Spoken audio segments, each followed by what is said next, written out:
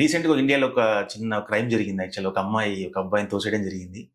అది చాలా ఇండియాలో చాలా పెద్ద కేస్ అవుతుంది. వన్ ఆఫ్ ద రీజన్ ఏంటి అని చెప్తే ఆ అబ్బాయికి హెయిర్ లేకపోవడం నాకు నచ్చలేదు అనేది వన్ ఆఫ్ ద రీజన్ చెప్పింది యాక్చువల్‌గా. దీన్ని మనం ఎట్లా చూడాలి యాక్చువల్లీ? అంటే ఇప్పుడు హెయిర్ అనేది చాలా మందికి ఇంపార్టెంట్ అయిపోయింది. అంటే ఇప్పుడు ఎలా ఉంటుందనంటే ఇప్పుడు ఎస్థెటిక్ ప్రెజెన్స్ అనేది చాలా ఇంపార్టెంట్. ఇప్పుడు ఇంతకు ముందు ఎలా ఉండేదనంటే ఒక హోదా ఉండాలి, ఒక ఇల్లు ఉండాలి, ఒక కారు ఉండాలి అనేది చూస్తుండేవాళ్ళు. ఎడ్యుకేషన్ ఉండాలి, ఇలాంటివన్నీ క్రైటీరియా అయిపోయేది. ఒక మనిషి సొసైటీలో ఉండాలనంటే ఒక హోదా, ఒక కారు ఇలాంటివన్నీ ఉండాల్సి ఉండేది, ఒక ఇల్లు ఇలాంటిది ఉండాల్సి ఉండేది. ఇప్పుడు ఏమైపోయిందనంటే ఇవన్నిటి కాకుండా లుక్స్ కూడా బాగుండాలని ఉండేది.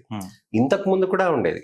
2 దశాబ్దాల కింద మా ఫ్రెండ్స్ వాళ్ళ చెల్లెలు కానీ ఎవరైనా కానీ పెళ్లిళ్ళు చేసుకోవాలన్నా కానీ వాళ్ళు అడిగేవాళ్ళు, అబ్బాయి బాగున్నాడా, జుట్టు ఉంది కదా, జుట్టు తక్కువ ఉంది కదా, ఎలా ఉంటది అని చెప్పి.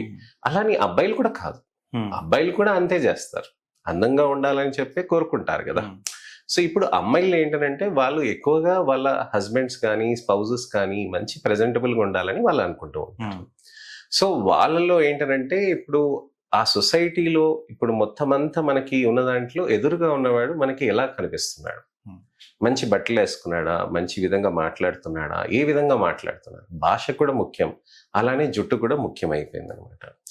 సో ఇప్పుడు అది జరిగింది ఎంతవరకైనా కానీ అది కరెక్ట్ కాదు, అది మనం సపోర్ట్ చేయము. ఎవరు మెడ మీద తలకాయ ఉన్న వాళ్ళు ఎవరు సపోర్ట్ చేయరు. కానీ జుట్టు అనేది చాలా ఇంపార్టెంట్ అనేది అయిపోయింది అనమాట.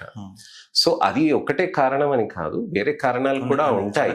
కానీ ఇది స్టార్ట్ ఆఫ్ ది ప్రాబ్లం ఇది అవుతుంది అనమాట. అండ్ అది ఇన్సల్టింగ్ అవుతుంది. ఇప్పుడు ఒక మనిషికి ఇప్పుడు మీరు చెప్పారనుకోండి, మీరు బట్టలు బాగాలేదు అని అంటే నా బట్టలు నా ఇష్టం అని అంటారు. మీ కారు చిన్నదే ఉంది, పెద్దది తీసుకోరంటే నా చిన్న కారు నాకు సరిపోతుంది అని అంటారు. అది మన భావం. అది కాకపోతే జుట్టుకి ఏమవుతుంది అని అంటే ఎదురుగా అందరు చూస్తున్నారు కదా. సో అందుకోసమని అది దాని గురించి అని డిస్కషన్స్ వస్తాయి. పెళ్లి చూపులనే కాదు, పెళ్ళైన తర్వాత కూడా డిస్కషన్స్ వస్తాయి. ఇప్పుడు ఏంటి మనం ఏమనుకుంటాము, పెళ్ళయ్యే జంట మాత్రమే మాట్లాడుకుంటారని అనుకుంటాం. అలా కాదు, 45 ఏళ్ళు దాటినాక కూడా ఆడవాళ్ళు ఎంతో మంది వాళ్ళ భర్తలను తీసుకొస్తారు. మా భర్తకు ప్రాబ్లం లేదండి కానీ హెయిర్ ట్రాన్స్ప్లాంట్ పాసిబుల్ అవుతుందా అని చెప్పి. అంటే సొసైటీలో ఏంటంటే లుక్స్ అనేది ఇట్ రియలీ మ్యాటర్స్. అదే సార్, అంటే బేసిక్ ఎక్కడే సార్ యాక్చువల్లీ అంటే చాలా మంది దాన్ని డిమోటివేషన్ గా చూస్తున్నారు యాక్చువల్ కెరియర్ లో కానీ గ్రో కావడానికి కూడా. మన ఫ్రెండ్స్ కూడా బట్టబూర ఇట్లా కామెంట్ చేయడం వాళ్ళకి ఒక ఇన్సల్ట్ లాగా ఫీల్ అవుతున్నారు. అవును, అది సొసైటీలో ఇంతవరకు కరెక్ట్ యాక్చువల్లీ జనరల్గా చెప్పాలనంటే ఏది కరెక్ట్ కాదండి. ఇప్పుడు జుట్టు ఉంటేనే మనిషి విలువనా, జుట్టు ఉంటేనే మనిషికి గుణం ఉంటుందా?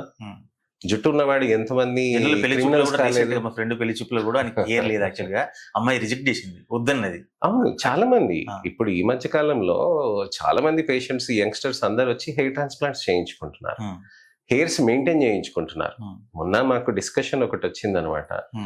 ఓపీలో అంటే ఒక సెలబ్రిటీస్ అందరు మమ్మల్ని కలిసినప్పుడు క్యాజువల్ మీట్ లో అది ఉన్నప్పుడు ఏమైందంటే మనకి అసలుకి ఓపీలో అందరు ఆడవాళ్ళు వస్తారేమో బ్యూటీ క్లినిక్స్ కి, స్కిన్ క్లినిక్స్ కి అని అనుకుంటున్నారు అనమాట. యాక్చువల్లీ కాంట్రరీ ఏంటంటే మాకు మగవాళ్ళు ఎక్కువ శాతంలో ఉంటారు. ఓకే, అందరు ఏమనుకుంటారు, ఆడవాళ్ళు మాత్రమే లుక్స్ కోసం అని ఇన్వెస్ట్ చేస్తున్నారు అని అనుకుంటున్నారు. కాదు, మగవాళ్ళు ఎక్కువ ఇన్వెస్ట్ చేస్తూ ఉంటారు. ఎందుకంటే వాళ్ళకి ట్యానింగ్ ఎక్కువ ఉంటుంది, వాళ్ళకి స్ట్రెస్ ఎక్కువ ఉండటంతో వాళ్ళకి జుట్టు ఊడిపోవటాలు ఉంటాయి, అనేక రకమైన స్కిన్ ప్రాబ్లమ్స్ ఉంటాయి, హెయిర్ ప్రాబ్లమ్స్ ఉంటాయి. సో మగవాళ్ళు అనేది వాళ్ళు దానికి తగ్గట్టుగా టైంకి ఇన్వెస్ట్ చేసుకుంటున్నారు. ఎందుకనంటే చేంజింగ్ సొసైటీ టైమ్స్. ఇప్పుడు 20 ఏళ్ల కిందట బట్టతలలు లేకుండానా, ఉన్నాయి 40 ఏళ్ల కింద బట్టతలలు లేకుండానా, మనం ఖచ్చితంగా ఇంటర్మీడియట్ ఆ టైంలో చూసుకుంటే మన ఫ్రెండ్స్ లలో ఎవరో ఒకరికి బట్టతలలు ఉండేటివి ఆ వయసులో 20 ఏళ్ళకి. ఇప్పుడు కూడా ఉంటున్నాయి, కాకపోతే ఇప్పుడు నంబర్స్ పెరిగాయి. అప్పట్లో నంబర్స్ తక్కువ ఉండేటిది. అప్పట్లో మనం ఏమనుకునే వాళ్ళం, ఆ బట్టతలో ఉన్నవాడు వాడు ఏం చేస్తుండే, వాడికి తల మీద జుట్టు లేకుండే కదా, వాడు ఏం చేస్తున్నాడు, తనేం చేస్తుంది అని చెప్పి మనం డిస్కషన్ చేసుకునే వాళ్ళం.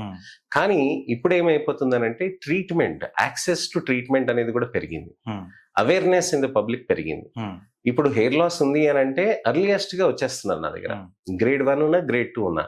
కొంతమంది తల్లులు వాళ్ళ పిల్లల్ని తీసుకుని వస్తారు, సార్ మా వారికి బట్టతల ఉంది, మా చిన్నోడికైనా బట్టతల వస్తుందా చూడండి సార్, ఆయనకుంది ఆయనకు వదిలేసేయండి, ఆయన గురించి మనకు పట్టింపు లేదు, కానీ మా అబ్బాయికి అయితే రావద్దు. సో ఇలాంటి వాళ్ళు ఎర్లీ యాక్సెస్ టు ట్రీట్మెంట్ అనేది తెలుసుకొని ముందే ట్రీట్మెంట్స్ చేసుకుంటున్నారు. And in a way it is always better.